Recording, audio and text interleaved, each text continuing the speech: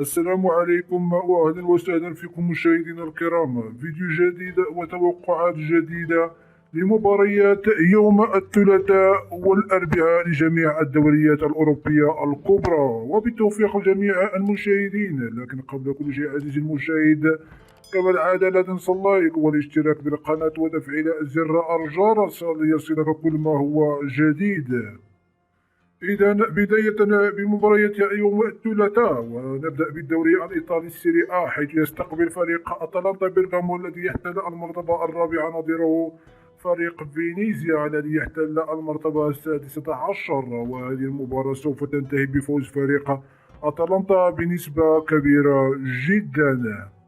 وإلى المباراة التالية في نفس الدوري الإيطالي، حيث يستقبل فريق فيورنتينا الذي يحتل المرتبة السادسة نظيره فريق سامدوريا الذي يحتل المرتبة الخامسة عشر. وهذه المباراة سوف تنتهي بفوز فريق الفيولا فيورنتينا بنسبة كبيرة جدا. إذا إلى المباراة التالية، حيث يستقبل فريق هيلاس فيرونا الذي يحتل المرتبة العاشرة نظيره فريق غالياري الذي يحتل المرتبة التاسعة عشر. وهذه المباراة سوف تنتهي بالتعادل لكلا الفريقين. إذا إلى المباراة التالية، حيث يستقبل فريق ساليرينتينا الذي يحتل المرتبة السادسة عشر نظيره فريق يوفنتوس الذي يحتل المرتبة السابعة. وهذه المباراة سوف تنتهي بفوز فريق يوفنتوس بنسبة كبيرة جدا. والآن عزيزي المشاهد ننتقل إلى مباريات اليوم الأربعاء، لكن قبل البداية عزيزي المشاهد، فضلا وليس أمرنا عزيزي المشاهد أن تضغط على اللايك أسفل هذا الفيديو.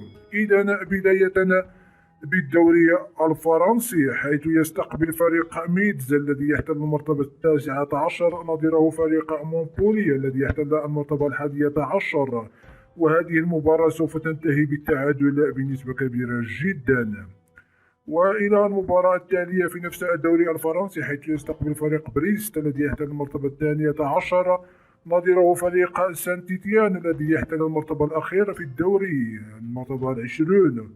وهذه المباراة سوف تنتهي بفوز فريق بريست بنسبة كبيرة جدا. وإلى المباراة التالية، حيث يستقبل فريق أنجي الذي يحتل المرتبة السادسة نظيره فريق موناكو الذي يحتل المرتبة التاسعة. وهذه المباراة سوف تنتهي بحظ مزدوج لفريق أنجي، يعني يا إما التعادل أو فوز فريق أنجي. والآن إلى المباراة التالية، حيث يستقبل فريق ستراسبورغ الذي يحتل المرتبة الثامنة نظيره فريق بوردو الذي يحتل المرتبة السادسة عشر. وهذه المباراة سوف تنتهي 50-50 لكلا الفريقين، يعني يا إما فوز فريق ستراسبورغ أو فوز فريق بوردو. والآن إلى المباراة التالية، حيث يستقبل فريق الرين الفرنسي الذي يحتل المرتبة الثانية نظيره فريق ليل الذي يحتل المرتبة الثالثة عشر. وهذه المباراة سوف تنتهي بفوز فريق الرين بنسبة كبيرة جدا. والآن إلى المباراة التالية، حيث يستقبل فريق نانت الذي يحتل المرتبة العاشرة نظيره فريق مارسيليا الذي يحتل المرتبة الرابعة. وهذه المباراة سوف تنتهي بالتعادل لكلا الفريقين. وإلى المباراة التالية في نفس الدوري الفرنسي، حيث يستقبل فريق ليون الذي يحتل المرتبة السابعة نظيره فريق ريمس الذي يحتل المرتبة الرابعة عشر. وهذه المباراة سوف تنتهي بفوز فريق ليون بنسبة كبيرة جدا. والآن إلى المباراة التالية، حيث يستقبل متصدر الدوري فريق العاصمة الفرنسية باريس أن جيرمان الذي يحتل المرتبة الأولى نظيره فريق نيس الذي يحتل المرتبة الثالثة. وهذه المباراة تبدو سهلة على الورق، لكنها صعبة جدا على فريق العاصمة باريس، لذلك هذه المباراة سوف تنتهي بالتعادل لكلا الفريقين. والآن عزيزي المشاهد مباشرة إلى الدوري الإسباني لا ليغا، حيث يستقبل فريق غرناطة الذي يحتل المرتبة السادسة عشر نظيره فريق أتلتيكو مدريد الذي يحتل المرتبة الثانية. وهذه المباراة سوف تنتهي بفوز فريق أتلتيكو مدريد بنسبة كبيرة جدا. وإلى المباراة التالية، حيث يستقبل فريق ريال مدريد متصدر الترتيب نظيره فريق بيلباو الذي يحتل المرتبة الثامنة. وهذه المباراة تبدو سهلة على الورق، لكنها صعبة جدا على فريق الميرينغ ريال مدريد، لذلك هذه المباراة سوف تكون حظ مزدوج لفريق ريال مدريد، يعني يا إما التعادل أو فوز فريق ريال مدريد. سوف أعيد يا إما فوز فريق ريال مدريد أو التعادل. لكن عزيزي المشاهد، أنا أظن أن فوق 70% سوف تنتهي المباراة بالتعادل لكلا الفريقين، لكن لعدم خسارة التوقع سنضع 50-50 لفريق ريال مدريد، يعني يا إما التعادل أو فوز فريق الميرينغي.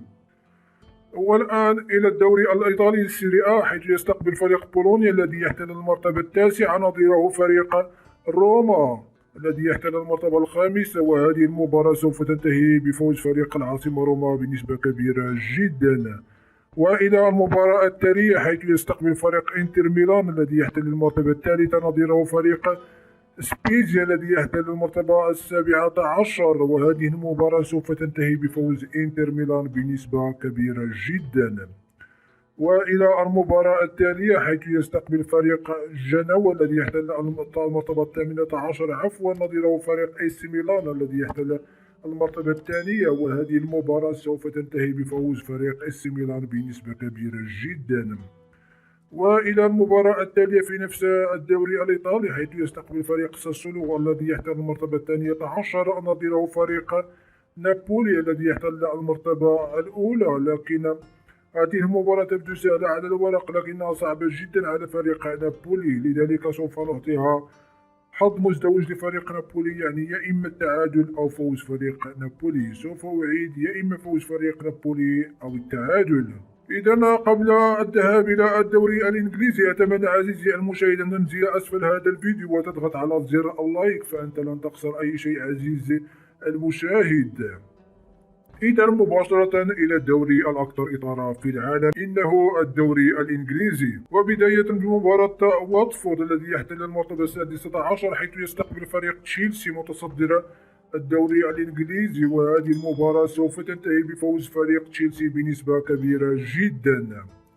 وإلى المباراة التالية حيث يستقبل فريق ويست هام يونايتد نظيره فريق برايتون حيث يحتل فريق ويست هام المرتبة الرابعة وبرايتون يحتل المرتبة التاسعة في جدول الترتيب، وهذه المباراة سوف تنتهي بفوز فريق ويست هام بنسبة كبيرة جدا.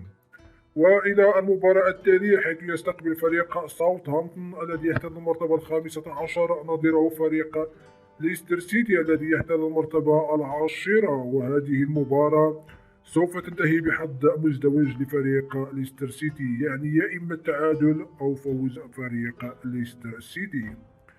وإلى المباراة التالية حيث يستقبل فريق أستون فيلا الذي يحتل المرتبة الثالثة عشر نظيره فريق مانشستر سيتي الذي يحتل المرتبة الثانية، وهذه المباراة تبدو سهلة على الورق لكنها صعبة جدا على فريق مانشستر سيتي، لذلك سوف نضع لها 50-50 لكلا الفريقين، حظ مزدوج، يعني يا إما فوز أستون فيلا أو فوز فريق مانشستر سيتي. والآن إلى المباراة التالية في نفس الدوري الإنجليزي حيث يستقبل فريق وولفرهامبتون الذي يحتل المرتبة السادسة نظيره فريق بيرنلي الذي يحتل المرتبة الثامنة عشر، وهذه المباراة سوف تنتهي بنسبة كبيرة بفوز فريق وولفرهامبتون. والآن عزيزي المشاهد ننتقل إلى مباراة إيفرتون حيث يستقبل فريق إيفرتون نظيره فريق ليفربول حيث إيفرتون يحتل المرتبة الرابعة عشر وليفربول يحتل المرتبة الثالثة.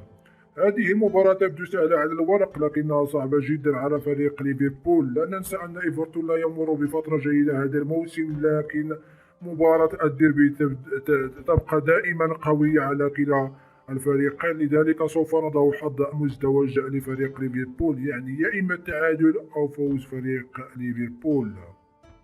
وإلى هنا عزيزي قد انتهينا من مباريات اليوم الثلاثاء والأربعاء، لذلك فضلا وليس أمرا عزيزي المشاهد أن تدعمنا باللايك والاشتراك بالقناة ومشاركة الفيديو مع الأصدقاء، وإن كانت لديك توقعات تخالف توقعاتي فاتركها لنا أسفل هذا الفيديو في خانة التعليقات. إذا عزيزي المشاهد سأقول لكم إلى اللقاء.